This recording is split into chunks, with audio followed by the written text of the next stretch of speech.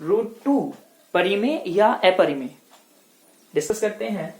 √2 परिमेय संख्या होगी या अपरिमेय संख्या।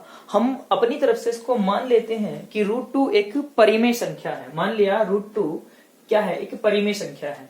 अगर √2 परिमेय संख्या होगी तो परिमेय संख्या वो होती हैं जिनको हम P/Q के फॉर्म में लिख सकें, यानी कि √2 इक्वल्स टू P/Q, P/Q इसको मान लिया, जहां P तथा Q क्या होंगे, दो सह अभाज्य पूर्णांक होंगे। सह अभाज्य पूर्णांक होते हैं जिनमें एक से अतिरिक्त कोई भी उभयनिष्ठ गुणनखंड ना हो। ठीक है, अब हम दोनों तरफ वर्ग करेंगे तो रूट जो है वो हट जाएगा वर्ग करने पर, 2 इक्वल्स टू P²/Q² आएगा। 2 की जो वैल्यू आएगी P²/Q² के इक्वल आएगी। तिरछी गुणा कर दो तो P² इक्वल्स टू हो जाएगा 2Q²। P² किसके इक्वल हो जाएगा, 2Q² के। आप देख रहे हो कि P² के जो फैक्टर है, गुणनखंड है, वो है 2 तथा Q²। P² के गुणनखंड क्या है, 2 और Q² है। तो 2 P² का एक गुणनखंड है, अतः 2 P का भी गुणनखंड होगा। ये प्रमेय का यूज किया है हमने, तो 2 अगर P² का गुणनखंड है तो 2 P का भी गुणनखंड होगा। क्लियर हो गया।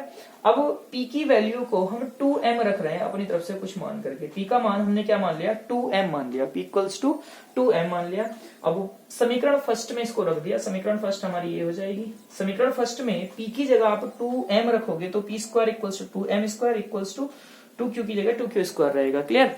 इसके बाद देखें तो 2m का होल स्क्वायर जो हो जाएगा 4m² हो जाता है। 4m² equals to 2Q²। अब 2 से आपका 4 रिड्यूस होगा, 2 टाइम्स Q² की जो वैल्यू आ जाएगी वो 2m² के इक्वल आ जाएगी।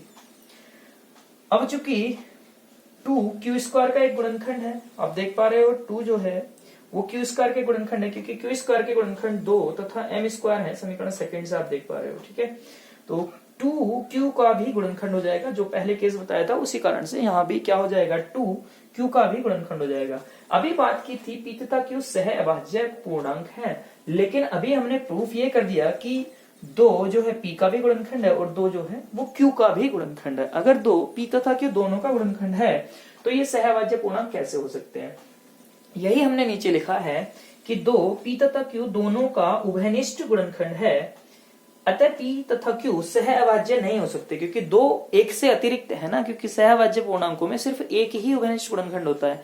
यहाँ पर 2 उभयनिष्ठ गुणनखंड आ गया। इस प्रकार से हम कह सकते हैं P तथा Q सह अभाज्य नहीं हो सकते, क्योंकि इनमें दोनों में 2 एक उभयनिष्ठ गुणनखंड आ रहा है।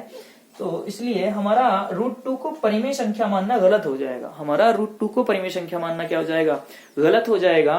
तो हम कह सकते हैं अतः √2 क्या होगी, एक अपरिमेय संख्या होगी। अतः √2 क्या होगी, एक अपरिमेय संख्या होगी।